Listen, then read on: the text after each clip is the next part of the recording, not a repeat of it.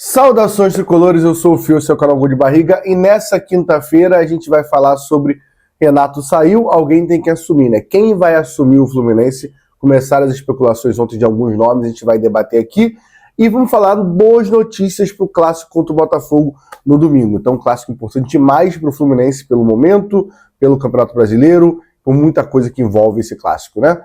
Principalmente o histórico recente. Então vamos rodar a vinheta e falar sobre o Fluminense.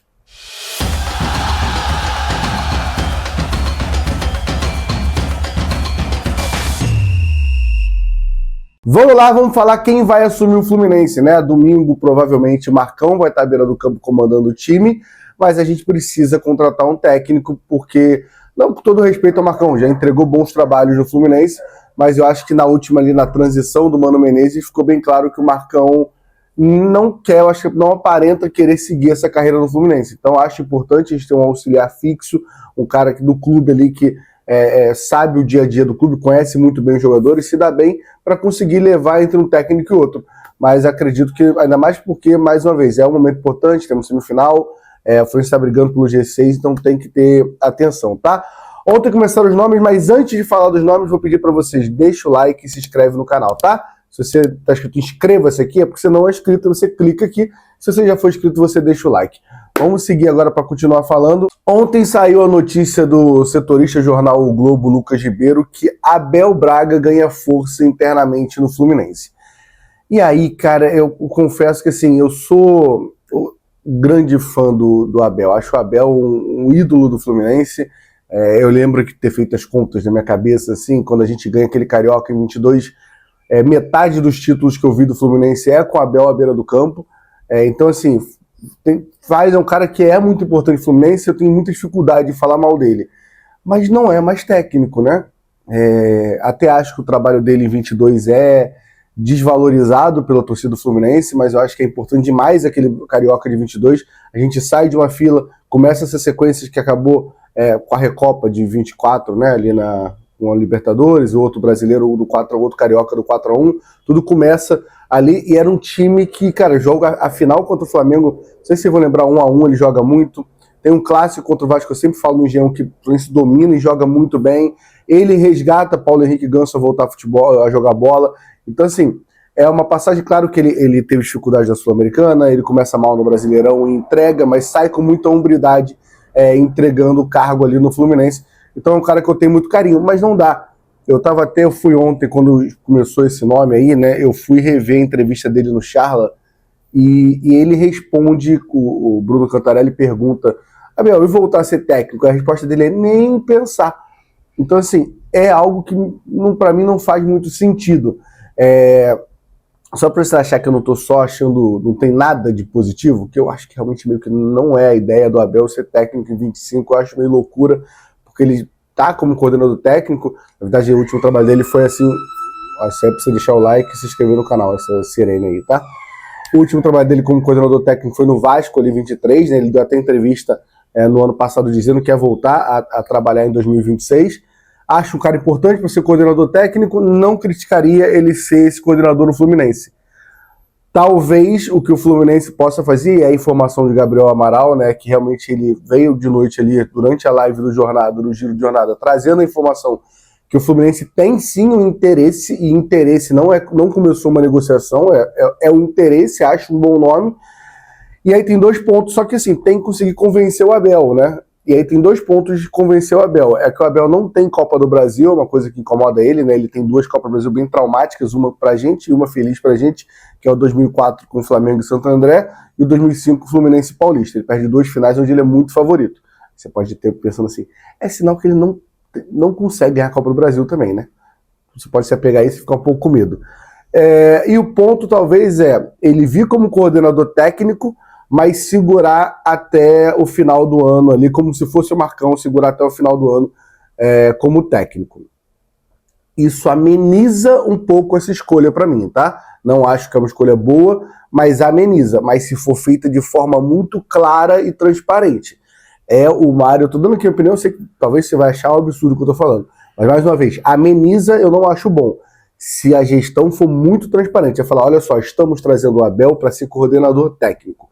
Como já está em final de temporada, vamos começar outubro já, ele vai segurar como técnico até dia 31 de dezembro. Dia 1º de janeiro a gente terá um técnico novo, cravar. Porque não dá para ser esse negócio de deixa o Abel como técnico, aí foi campeão da Copa do Brasil, foi bem, vai ficando. Aí, sinceramente, eu acho uma loucura a gente pensar um planejamento com o Abel para a temporada do ano que vem. Mas temos outros nomes que são, sem dúvida, mais fortes ali, né? Acho que tem 2 nomes que a torcida aceitaria bem. Mais uma vez, acho que nenhum nome é hoje unanimidade. Mas seria o nome do Tite, que fez uma cirurgia no joelho, acho muito difícil aceitar trabalhar no Fluminense, mas seria um cara que eu acho que está no mercado, é um cara que faria esse time do Fluminense de operários, trabalhadores, conseguirem trabalhar, que eu acho que é o que precisa, e ser um time muito disciplinado praticamente. Zero futebol maravilhoso, eu particularmente, se o Tite me entregar resultado tá bom, mas eu sei que uma galera acha o futebol do Tite feio e não tá afim de ver futebol feio, quer futebol encantador, tudo isso. Esse é o nome que eu acho que agradaria a maioria das pessoas, tá? Seria o nome onde não seria visto como uma contratação ruim do Fluminense. Até porque a gente tem que lembrar que o Tite fez um trabalho ruim no Flamengo, mas o Tite tem um bom trabalho com a seleção, bom trabalho com o Corinthians. A gente vê as eliminatórias do que a gente sofreu na era pós-Tite, né? E aí, na época do Tite, era uma facilidade ali as eliminatórias. Enfim, e outra coisa, trabalho ruim no Flamengo, para mim, acho que é algo bom pra gente também. Agora, o outro nome é um nome muito da internet tricolor, né? Já tá repercutindo muito aí. Toda live que a gente faz começa a pintar o nome dele e acho que vale a gente comentar aqui. Esse nome é o nome de Martim Anselmi. Você conhece? Não sei, eu não conhecia. Mas é o nome que está à frente do Del Valle de 2022, campeão da Sul-Americana. Eu acho que ele é auxiliar ou técnico ali de 2019 também, campeão da Copa Sul-Americana, e ele assumiu o Porto no começo dessa temporada, não conseguiu fazer um bom trabalho no Porto, né? O Porto está uma bagunça ali, e ele está livre no mercado. O Atlético Mineiro negociou com ele, é um argentino de 40 anos, ele é muito novo, tá, gente? O Atlético Mineiro negociou com ele, ele chegou a quase acertar com o Atlético Mineiro. Ele desiste de ir para o Atlético Mineiro, de fechar com essa negociação, por uma insegurança no ambiente do Atlético Mineiro que está muito conturbado, que está muito confuso. Então existe uma negociação. Pontos positivos, a gente estaria falando de um técnico estrangeiro, de um técnico novo. Acho que mesmo quem não conhece, com esse currículo, acabou de sair do Porto, acho que seria um cara com a maior aceitação no geral, se bobear até mais que o Tite. Mas o Mário, sei que você está comentando agora, você já estava digitando, pode digitar outra coisa, tá? O Mário não trabalha com técnico estrangeiro, já deixou isso claro.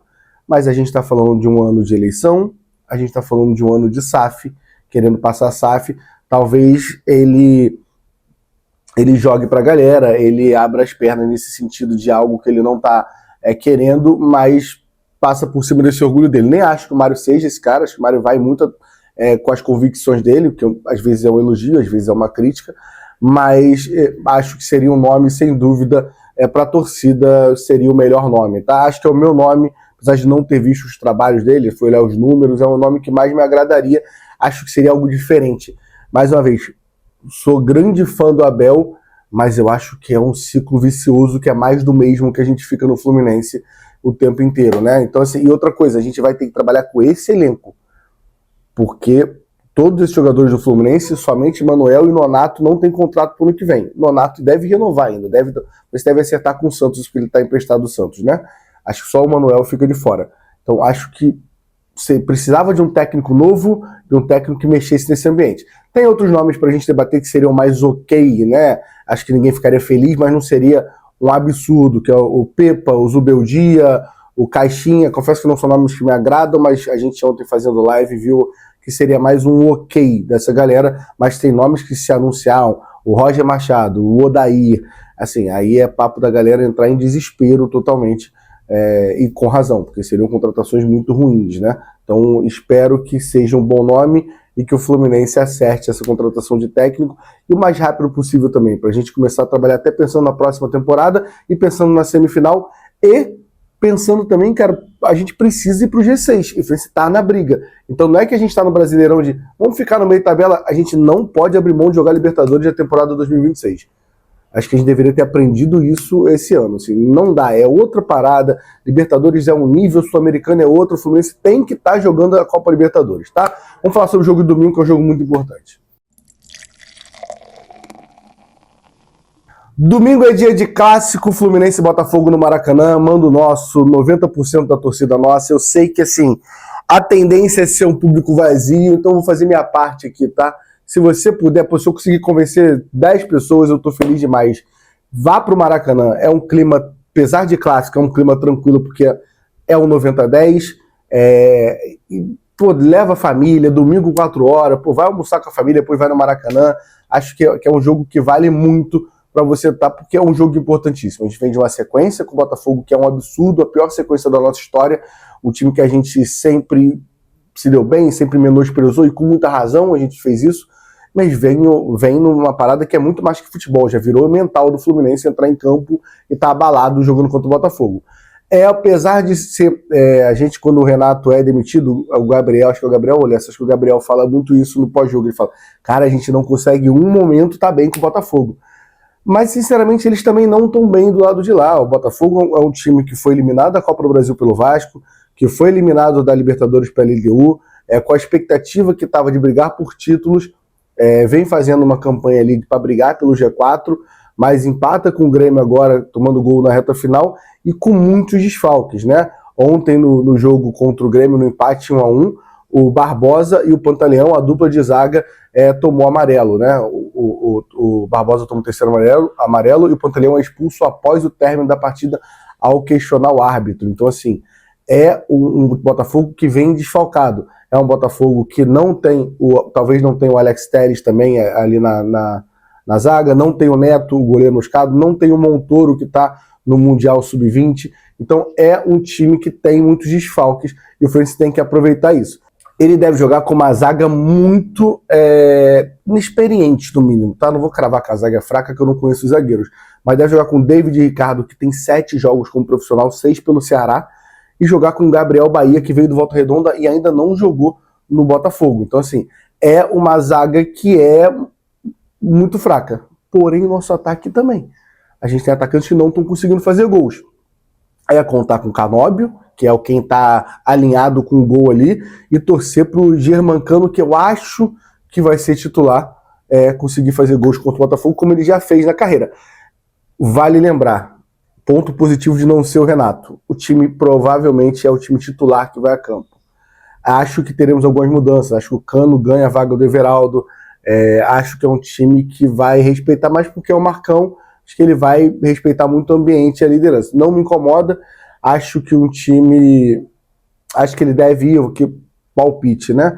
Mas ele deve ir de Fábio, Samuel Xavier, o Freitas e o Thiago Silva e o René, Martinelli, Hércules e Leonato, não sei se vai estar apto para jogar, mas Lúcio Acosta, acho que ele vai fazer o básico. Canóbio, Serna, mas acho que o Germancano ganha vaga aí. E sendo bem sincero, cara, vendo os números, eu não estou falando só de gols na temporada, é de finalização. O Everaldo não finaliza. Não dá para você contar um camisa 9 que não finaliza. Acho que John Kennedy pode ter espaço no segundo tempo. Acho que os moleques também, o Riquelme pode ter espaço no segundo tempo. E acho que, pro clássico, prefiro o Marcão nesse momento do que o Renato Gaúcho, tá? Quero a opinião de vocês sobre o jogo domingo. Quero a opinião de vocês sobre Abel Braga. Quero ler a opinião de vocês aqui nos comentários, tá? Mais uma vez, se inscreve no canal, deixa o like, ajuda muito a gente a continuar o trabalho aqui. Tamo junto, até a próxima. Hoje à tarde tem live, tá? Assim que eu vou fazer o Charla, assim que eu sair do Charla, vou parar em algum lugar e trocar uma ideia com vocês, que tem muita coisa pra gente falar, e até a live de tarde deve aparecer novos nomes, novidades, a gente troca uma ideia.